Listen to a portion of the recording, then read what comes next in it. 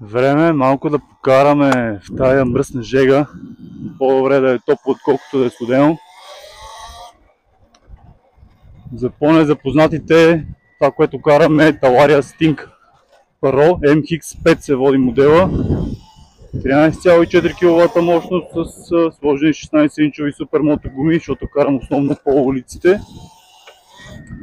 Имам си втори комплект за офроуд. Рядко го слагам. Харесва ми да се карам по улиците основно. А вие карате ли ги тия мотори, бе? Деба тия мотори?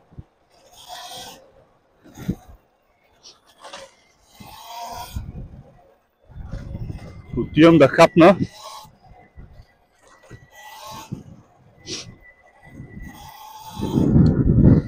Не съм се научил да си готвя вкъщи и затова ходя да ям навън, къде им давам пари на тия бизнесмени, къде са решили да инвестират в ресторантьорския бизнес.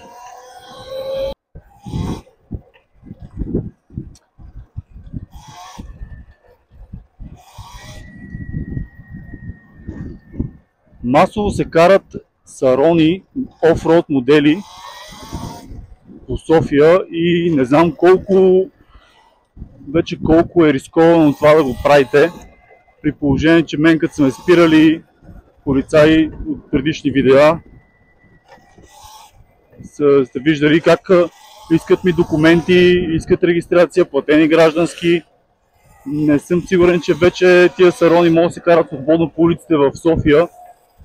По другите градове ми прави впечатление, че си карат и така, но в София много се стегнаха нещата и държат на електричните моторчета да са регистрирани. А те, които са ги купували от Alibaba и AliExpress или тем подобни фалшиви сайтове китайски, ще берат ядове, защото няма документацията нужна за регистрация в КАТ. И ще си карат само по горите и по градинките. То даже и по градинките не може.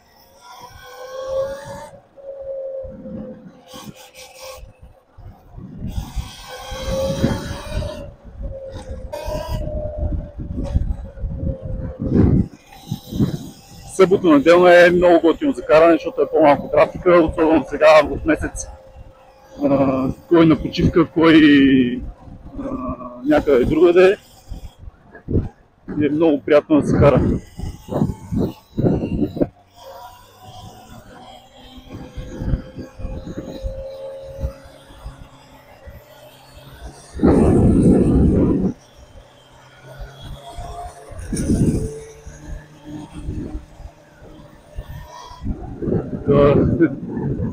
Кефи се на мотора. Въпреки че е с бензинов. Много хора ме хейтат, защото съм на електрически. Особено такива бензиновите, всичките с бензинови мотори, яко ме хейтат, ама яко! На ток само пръсмокачката, кафеварката ми, на ток само с шуара ми и така нататък. В крайна сметка всеки си кара кой какво му харесва. Смятам, че това е иновативно, ново за световния пазар, изключително ефтино. Минавам си 80 км с едно зареждане, от 0 до 100 ми гълта 30 стотинки. Сега в крайна сметка бензиновия мотор ще шуми, ще бучи, ще иска обслужване, смяна на масло, филтри и какво ли още не, сипване на бензин. И да ти бучи, какво удоволствие ти доставя нещо да ти бучи на главата и да ти топли пешаците. Нямам представа, хората просто още не могат да възприемат факта, че света се променя и с всяка изминала година електрическите превозни средства, коли и мотори навлизат на световния пазар и ви гарантирам, че до 5-6 години дизеловите автомобили ще изчезнат. Ще има само може би 50% бензинови и 50% електрически.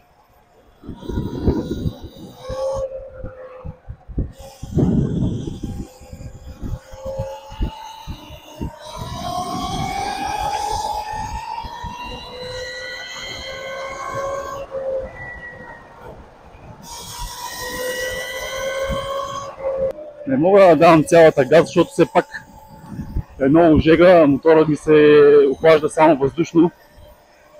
И ако е така продължително давам газ повече от 10 минути, най-вероятно ще ми ограничи мощността контролера и ще мога да ползвам само еко режим,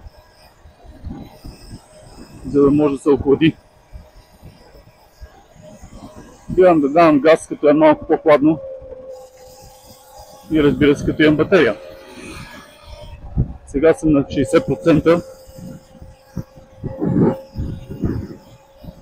Реално, ако карам постоянно на хайпер режим, газ спирачка, няма да мога да мина повече от 50 км с едно зареждане. Като карам смесено еко и хайпер, пробега ми е приблизително 70-80 км.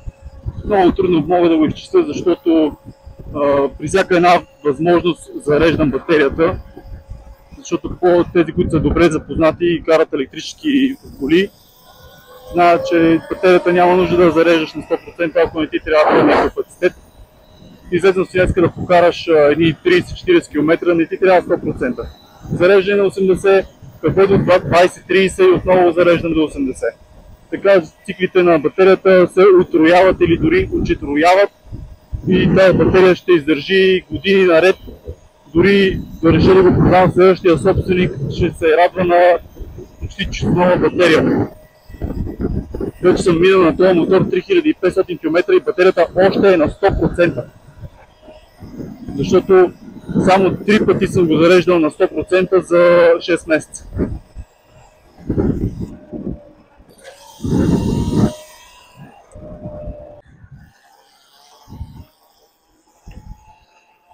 То не ми е приятно да чакам до 100% да се зареди, защото последните 5% ги дига изключително бавно. Самия мотор така е направен, че ако е над 90% батерията не ти позволява да ползваш регенеративна спирачка, за да предпази клетките да не се презаредят, като използваш регенеративната спирачка. Защото те се зареждат до 4,2 волта и ако имаш регенеративна спирачка и спускаш някакъв хълм, ще тръгне да се зареждат над това и това вече ще увреди жестоко клетките. Максималната заряд е 4,2 волта и повече от това ще развали клетките на батерията. Влизам с мотора в Рингмол, никой не му прави впечатление, защото е електрически, бутам му като колело. Ти ще можеш да влезеш с бензиновия си мотор тук, а? Веднага ще дойде охраната и ще изгони. Така че ето ти един сериозен плюс на електрическите превозни средства. Влизаш в тях с мола, влизаш в мола с тях, хората не им пука ти какво правиш и защо го буташ, нито им смърди, нито им шуми, не им пречи на никой.